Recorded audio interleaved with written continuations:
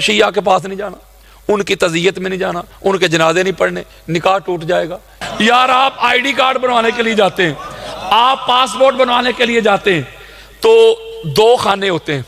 پہلا خانہ ہوتا ہے سر نیم کا، جس میں آپ اپنا نام لکھتے ہیں جو بھی ہے، اس سے اگلا کیا ہے؟ قبلہ فرما رہے ولدیت کا، یعنی سن آف۔ میں یار ذمہ داری کے ساتھ بات کر رہا ہوں، کوئی ٹکوسلے سنا رہا ہوں آپ کو۔ جو اہل بیت کا دشمن تھا نا، بندہ تو ایک تھا،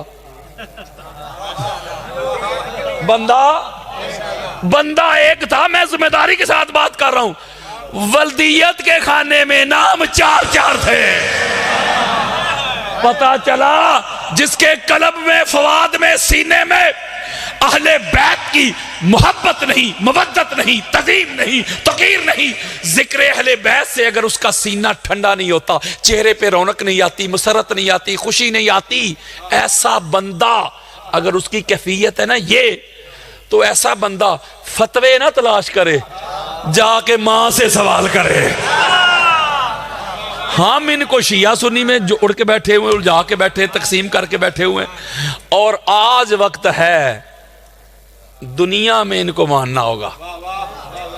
آج لے ان کی پناہ، آج مدد مانگ ان سے، کل نہ مانیں گے قیامت کو گر مان گیا۔ قیامت کو کیا ماننا ہے آپ نے اہل بیت کو؟ قیامت کے دن جب پاک سیدہ کی آمد پہ نبیوں کی بھی گردنیں چکی دیکھو گے، پھر تو ماننا آپ کی مجبوری بن جائے گا۔ اس وقت کا ماننا کام نہیں آئے گا جب قیامت کے روز میرے مولا علی علیہ السلام کو صدیق اکبر کہہ کے بلایا جائے گا، فاروق اعظم کہہ کے آواز دی جائے گی، جانشین رسول، وصی رسول کہہ کے بلایا جائے گا، پھر تو بڑے بڑے مان جائیں گے۔ آج علم سے تجھے تکلیف ہوتی ہے، جب قیامت کے روز یہ علم مولا علی علیہ السلام کے ہاتھوں پہ دیکھو گے، سارے نبی بھی اس علم کے نیچے دیکھو گے، پھر تو بڑے بڑے مان جائیں گے۔ جب جنت کے مرکزی دروازے پہ لا الہ الا اللہ محمد رسول اللہ، علی ولی اللہ، الحسن والحسین صفوۃ اللہ، فاطمہ امۃ اللہ، یہ پانچ تن پاک کے نام کی یہ تختی دیکھو گے، پھر تو بڑے بڑے مان جائیں گے۔ جب جنت کا دروازہ کنڈی کھٹکھٹائی جائے گی، اندر سے علی علی علی کی صدائیں آئیں گی، پھر تو بڑے بڑے مان جائیں گے۔ جب جنت کے پتے پتے پہ پانچ تن پاک کے مبارک اسما دیکھو گے، پھر تو بڑے بڑے مان جائیں گے۔ جب پیاس کی شدت سے دوڑے دوڑے حوض کوثر پہ جاؤ گے، جب ساقیان کوثر مصطفیٰ کی آل دیکھو گے، پھر تو بڑے بڑے مان جائیں گے۔ جب اللہ کے عرش پہ یہ کلمہ لکھا دیکھو گے، لا الہ الا اللہ محمد رسول اللہ ایدتہ بعلی ونصرتہ بعلی، پھر تو بڑے بڑے مان جائیں گے۔ جب اللہ کے عرش پہ یہ مقدس ہستیاں دیکھو گے، پھر تو بڑے بڑے مان جائیں گے۔ حضرت ابوبکر صدیق روایت کرتے ہیں، کوئی جنت میں اس وقت جا نہیں سکے گا جس کے پاس علی علیہ السلام کے ہاتھوں کا لکھا ہوا پروانہ نہیں ہوگا، پھر تو بڑے بڑے مان جائیں گے۔ حضرت ابوبکر صدیق ہی روایت کرتے ہیں، کوئی پل صراط سے اس وقت تک گزر نہیں سکے گا جب تک علی ولی اللہ کی گواہی نہیں دے گا، پھر تو بڑے بڑے مان جائیں گے۔ او بھائیا، قیامت کے روز اللہ نہیں ہونا تیرے سامنے، انہوں نے جنت تقسیم کرنی ہے، انہوں نے جہنم تقسیم کرنی ہے۔ جب تک سرکار ابو طالب کے پوتے نہ چاہیں گے، کسی دا پیو بھی جنت نہیں جا سکتا۔ آج لے ان کی پناہ، آج مدد مانگ ان سے، کل نہ مانیں گے قیامت کو گر مان گیا۔ میرے دوستو، آج شیعت کی ضد میں اہل بیت کو شیعت کے کھاتے میں ڈال کے اپنا ایمان کا بیڑا غرق نہ کرنا۔ قبر کی پہلی شام پتہ چل جائے گا کہ اہل بیت کون ہے۔ اپنا اوڑھنا بچھونا، جینا مرنا، اٹھنا بیٹھنا، اس گھر کی غلامی کر لو، اس گھر کی نوکری کر لو، اس گھر کی چاکری کر لو، جیو تو ان کی محبت میں، مرو تو ان کی محبت میں، ان کے بغیر گزارا نہیں، ان کے بغیر چارہ نہیں۔ یہ کائنات ان کی ہے، جنت ان کی ہے، یہ سورج چاند ان کا ہے، آسمان ان کا ہے، ستارے ان کے ہیں، یہ جہاں ان کا ہے، یہ ہوائیں ان کی ہیں، یہ فضائیں ان کی ہیں، رسالت ان کی ہے۔ امامت ان کی ہے، خلافت ان کی ہے، جہاں ان کا ہے، اللہ کی عزت کی قسم وہ خدا بھی ان کا ہے، اس نے تو اپنا رب ہونا بھی ان کی خاطر ظاہر کیا ہے۔ تو اس لیے اہل بیت سے محبت کرو، ان کے بغیر گزارا نہیں۔ ہر صحابی اس گھر کا نوکر اور منگتا تھا، جس کے دل میں اہل بیت کی حب نہیں تھی میں اسے صحابی نہیں مانتا۔ صحابی ہوتا ہی وہ ہے جو محمد اور آل محمد کا وفادار ہو۔ ساری کائنات ان سے ایسے جولی پھیلا کے مانگتی ہے، یار ان کے اوپر لڑتے جھگڑتے ہو، یہ حالات ہو گئے ہیں۔ اہل بیت اطہار پہ کوئی اوپر کر رہا ہے کوئی نیچے کر رہا ہے، اپنی اوقات تو دیکھ، اپنی حیثیت دیکھ۔ تو کہتا ہے کہ علی کا چوتھا نمبر، تو کہتا ہے فلاں علی سے افضل ہے، تو کہتا ہے فلاں سے حسنین افضل ہے۔ میں ایک بات کہتا ہوں،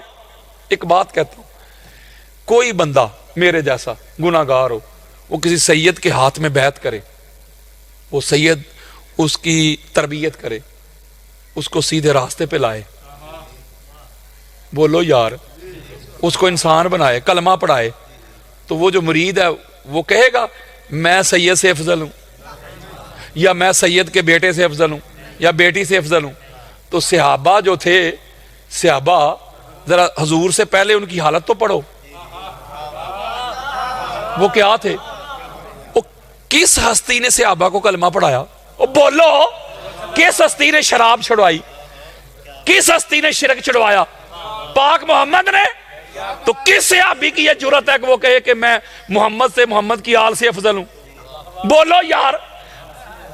تو جا چلو بھر پانی میں ڈوب مر، وہ جو خود کو کہتے تھے کہ غلام ہی لکھ دیں،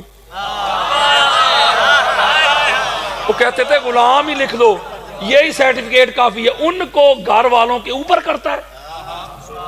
مجھے جو سمجھ آئی ہے نا قبلہ، جب ہماری کتابوں میں اہل بیت اطہار کی جو عظمت لکھی ہوئی ہے، تو مجھے جو سمجھ آئی اس کے باوجود یہ مخالفت ہے، مجھے ایک ہی سمجھ آئی ہے، بس شیعہ کی ضد ہے۔ قسم خدا کی یار، اگر تو اہل بیت اطہار کے فضائل، مناقب، ان کی عظمت ہماری اہل سنت کی کتابوں میں نہ لکھی ہوتی پھر تو الگ بات ہی نا، بندہ کہتا بھائی ساری کتابوں سے ہے ہی کوئی نہیں۔ تو جب سارا کچھ لکھا ادھر ہے تو پھر بھی کوئی یار لوگ نہ مانے تو کوئی نہ کوئی تکلیف تو ہے نا۔ بے خودی بے سبب نہیں غالب، کچھ تو ہے جس کی پردہ داری ہے، تو پھر شیعہ کی زید ہی ہے نا یار۔ بولو یار۔ میں جب بھی کراچی جاتا ہوں، بہت بڑے سید، کیا بات ہے ان کی، سید شہنشاہ حسین نقوی حافظہ اللہ تعالی، بڑا پیار کرتے ہیں، بڑی شفقت فرماتے ہیں، ان کے گھر ہی رہتا ہوں۔ ان کا ایک جملہ ہے، وہ فرماتے بیٹا اساں تے لیا ہی سارا کچھ سنی بزرگاں کو لائیں۔ پتا چلا کہ سارا کچھ ادھر لکھا۔ اچھا کوئی میرا شیعہ بھائی ادھر جو بیٹھا ہے، کٹر شیعہ، نارمل شیعہ نہیں، کٹر شیعہ کھڑا ہو جائے میرے سامنے، مجھے اپنا عقیدہ بتائے، شیعہ عقیدہ شیعہ کا ابھی ایٹ دی سپاٹ ایتھا ہی، ابھی عقیدہ شیعہ کا اہل سنت کی کتابوں سے بھی دکھاتا ہوں۔ تو پتا چلا مسئلہ نہ شیعت میں، خرابی نہ سنیت میں، فطور مولوی کی نیت میں، جو آپ کو حق بات بتاتا ہی نہیں یار، جو آپ کو لخت لخت کرتا ہے۔ اسلام کے دو عظیم بازو ہیں، شیعہ اور سنی، عظیم بازو۔ کچھ لوگ ایسے ہیں ان کا اوڑھنا بچھونا ہی یہ فتنہ ہے، فساد، بس بھائی کو بھائی سے لڑواؤ۔ شیعہ کے پاس نہیں جانا، ان کی تعزیت میں نہیں جانا، ان کے جنازے نہیں پڑھنے، نکاح ٹوٹ جائے گا، یہ ہو جائے گا، وہ ہو جائے گا، اگر مگر اف بٹ۔ یہ جو ہمارا معاشرہ ہے، ہمارا جو رہن سہن ہے، میرے کئی رشتہ دار ہیں کہ وہ شیعہ ہے، جہاں ان کے بیٹوں کی شادیاں ہوئی وہ سنی، اور کئی سنی لڑکے ہیں ان کی شادیاں شیعہ کے گھر میں، یعنی کسی کے ننیال سنی، کسی کے دیال شیعہ۔ یار ایک جگہ میں رہتے ہیں ہم، ایسے ہیں یار، میں غلط کہہ رہا ہوں بولیں بھائی۔ اس کا مطلب ہے کہ شیعہ اور سنی ایک جہان ہے۔ تو جو ان کو لخت لخت کرتا ہے نا، جو ان کو ٹکڑے ٹکڑے کرتا ہے، ایسا بندہ قرآن کا بھی منکر ہے، رسول کا بھی دشمن ہے، اہل بیت کا بھی دشمن ہے، صحابہ کا بھی دشمن ہے، اور پاکستان کا بھی دشمن ہے۔ میں ایک بات آپ سے عرض کرتا ہوں، جن کو اتنی تکلیف ہے نا شیعہ بھائیوں سے، اگر باپ کے ہو نا تو پاکستان چھوڑ جاؤ.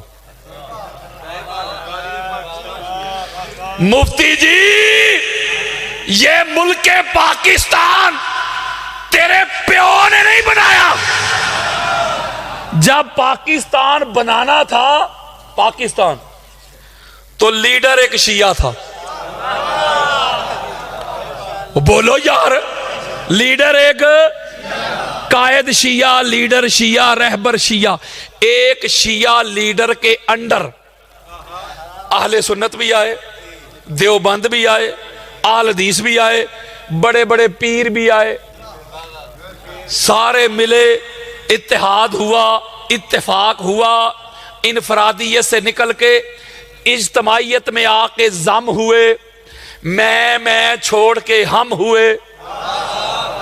جب ایک کو لیڈر مان کے سارے پیچھے کھڑے ہو گئے, ایک کو لیڈر مان کے سارے پیچھے کھڑے ہو گئے, پیچھے شیعہ شیعہ رہا, سنی سنی رہا, دیوبند دیوبند رہا, لیکن ایز اے نیشن, بطور قوم وہ سارے ایک ہو گئے یار. جب سارے ایک ہو گئے ایک کو لیڈر مان کے, اور مولوی جی اس وقت تجھ سے زیادہ بڑے بڑے مفتی تھے, تجھ سے بڑے بڑے عالم بھی تھے, اور آج کل کے پیروں سے بڑے پیر بھی تھے. ان کا فتویٰ تھا کہ جو قائد اعظم کے پیچھے کھڑا نہ ہو ہمارا مرید ہی نہیں. میں جنون بات بتا رہا ہوں یار آپ کو, سارے اس کے پیچھے کھڑے ہو گئے, اس لیڈر کے پیچھے ہوئے نہ کھڑے. تو ہوا کیا, اللہ نے پھر 14 کی برکت سے, 14 کے فضل سے, 14 کے کرم سے, 14 کے فیض سے, 14 کے وسیلہ سے, 14 کے واسطہ سے 14 اگست کو پاکستان عطا کر دیا. آپ نے شاید کبھی سوچا ہی نہیں ہوگا کہ یہ جو پاکستان کی آزادی کی تاریخ ہے ہماری, یہ 14 کیوں, وہ یار 15-16 کیوں نہیں ہوئی, 1857 سے تو مسلمانوں نے سٹرگل شروع کر دی تھی, یہ 14 کیوں. کچھ لوگ کہیں گے اتفاقیہ ہے, وہ اتفاقیہ نہیں, اللہ کی پوری پلاننگ ہے.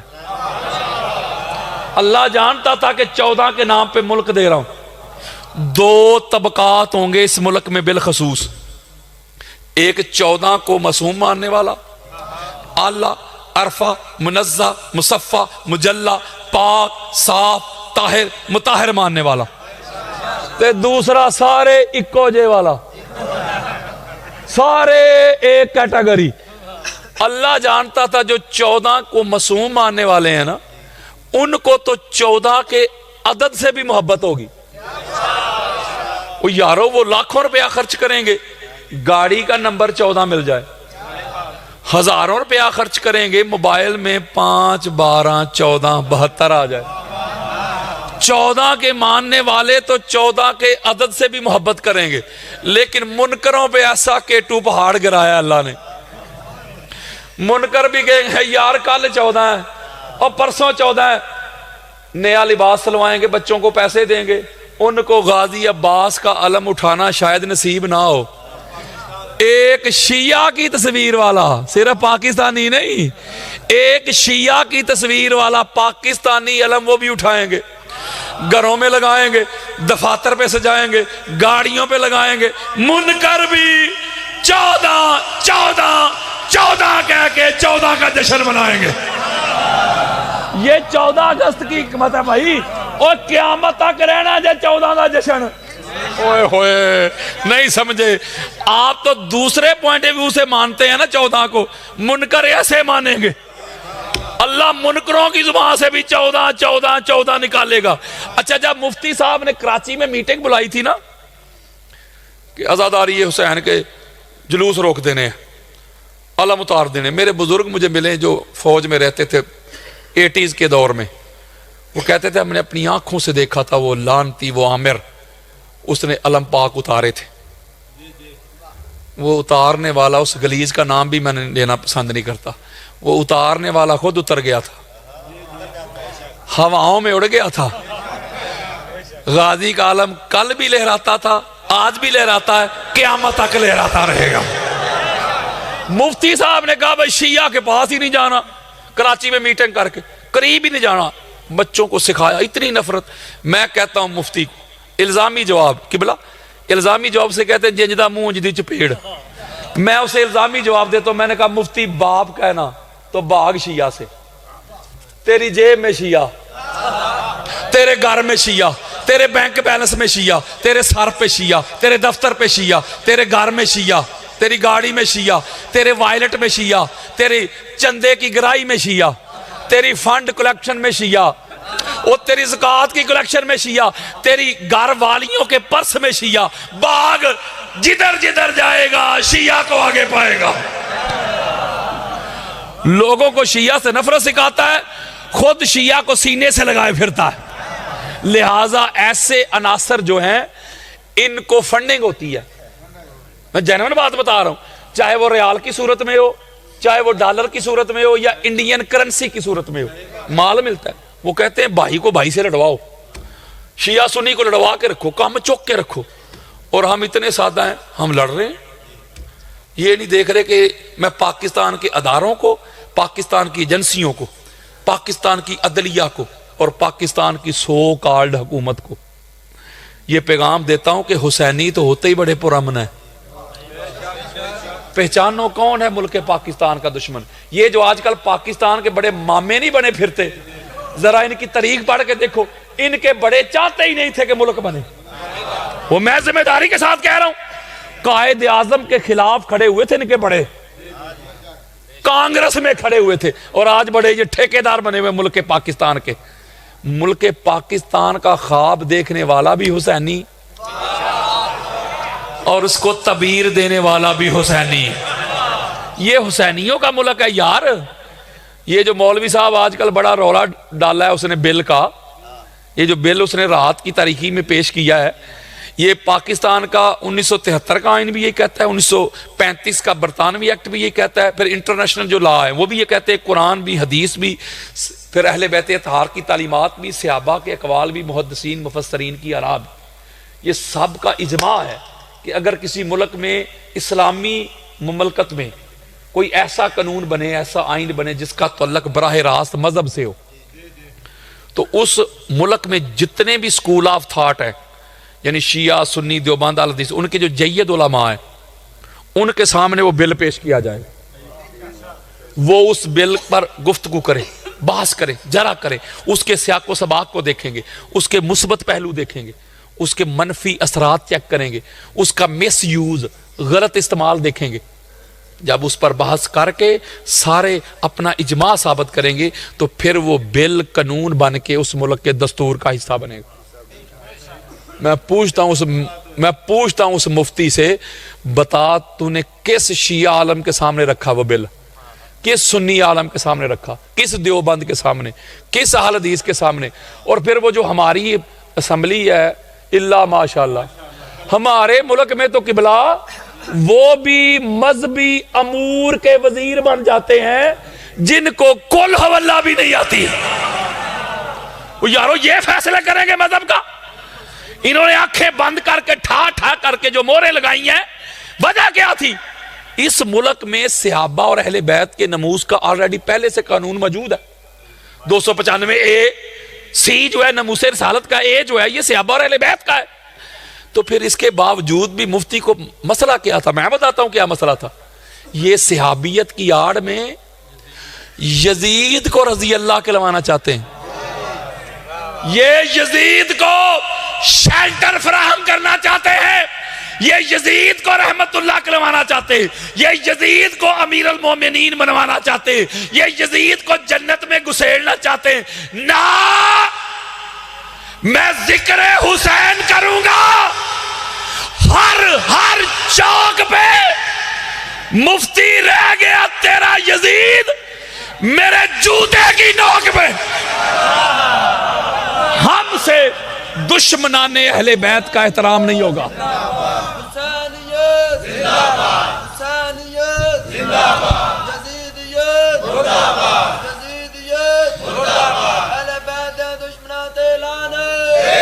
ہم سے دشمنان اہل بیت کا احترام نہیں ہوگا.